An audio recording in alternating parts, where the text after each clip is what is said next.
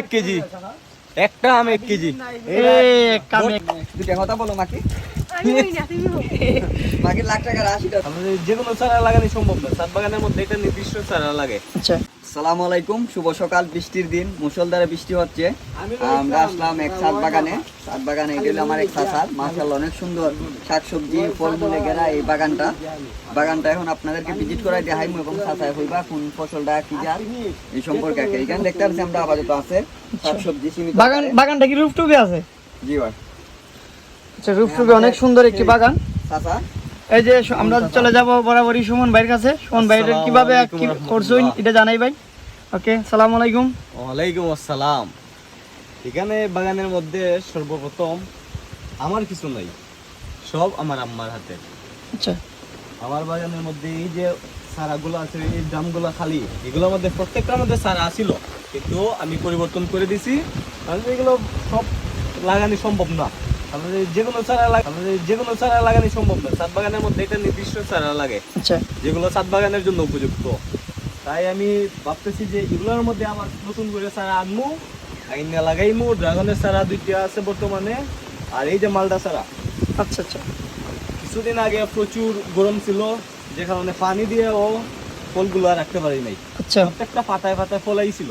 মালটার পাশাপাশি কাঁচামরিচগুলো দেখা যাচ্ছে। ওয়াও, কাঁচামরিচগুলা এগুলা কিন্তু দাঁড়ায় রইছে। এই কাঁচামরিচগুলা কিন্তু উপর দিকে খুব জাতি। উপর দিকে একটু মুখ করা এগুলা। আমাদের দেশি কাঁচামরিচ থেকে 2 গুণ দুই গুণ। স্বাদও, খাইতেও ভালো লাগে, ঝালও, সব দিক দিয়ে। তারপর এদিকে দেখাও একদম ড্রাই গাল। অ্যালোভেরা, আর এখানে আছে এই যে অ্যালোভেরা, অ্যালোভেরা, এটারে অনেকেই বলে যে রূপচর্চার আসল সুন্দরী। তারপরে এগুলা চুলের জন্য এগুলো খুব হচ্ছে উপকারী। এই যে এই যে আমাদের আম গাছ। এই যে আম গাছ, আমের এখন কিন্তু আমাদের মাশাআল্লাহ। যে দেশীয় আমগুলা, এগুলার কিন্তু আপনার পাইকিয়া শেষ, পাকা শেষ, সিজন শেষ। মানে সিজন শেষ, হ্যাঁ, এখন এইগুলা End of season। ফুল আসছে, কিছুদিন পরে ফল আসবে, অনেক পরে আসবে আর কি। এগুলা নিচে আবার ওই বিলাতি বাহার পাতা আচ্ছা। বলে এগুলা এক দামের মধ্যে আছে। তারপর এদিকে বিশেষ যে আকর্ষণটা, এই যে আমগুলা দেখাও। মাশাআল্লাহ। ম্যাঙ্গো ম্যাঙ্গো, রাশিয়া, রাজশাহী বলো, তারপরে মালদই বলো, এইগুলো আমগুলো মাশাআল্লাহ অনেক এই সুন্দর। মালদই এই জাত। মালদই, এই যে মালদই। এই যে একটা আম 1 কেজি, একটা আম 1 কেজি, 1 কেজি, একটা আম 1 কেজি।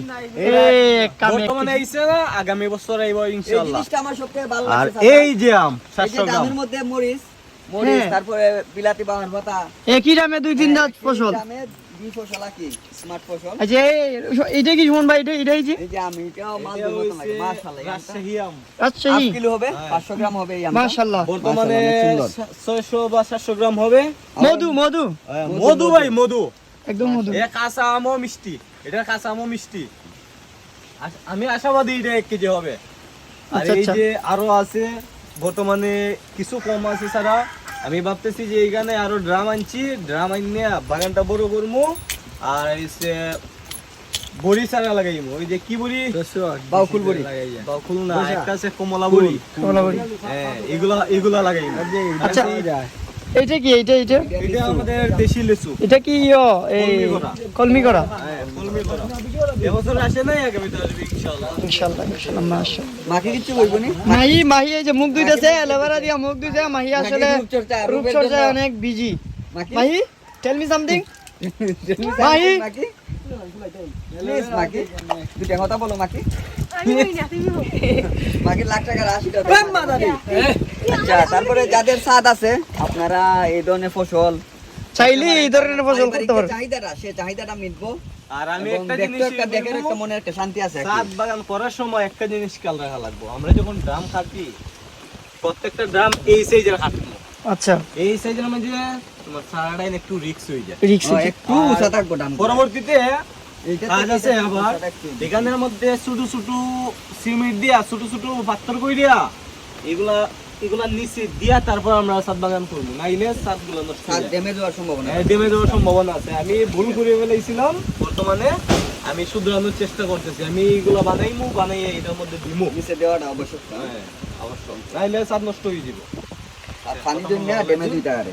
যাই হোক, আজকে আমরা এই বাগান ভিজিট করতে আইসা অনেক কিছু শিখলাম এবং খুব ভালো লাগছে। এবং অনেক ভালো লাগছে। মনোরম পরিবেশ, rainy day, spend a more time. দেখি ড্রাগনটা খুব সুন্দর। সুন্দর ছোট বাচ্চা আছে এখন বড় একটা ড্রাগন দেখাইবো আমরা পরবর্তী রিলে ইনশাআল্লাহ পরবর্তী ভিডিওতে আমরা দেখাইবো ওকে নেক্সট ভিডিও ধন্যবাদ সবাই ভালো থাকবেন সুস্থ থাকবেন গুড বাই আল্লাহ হাফেজ। আল্লাহ হাফেজ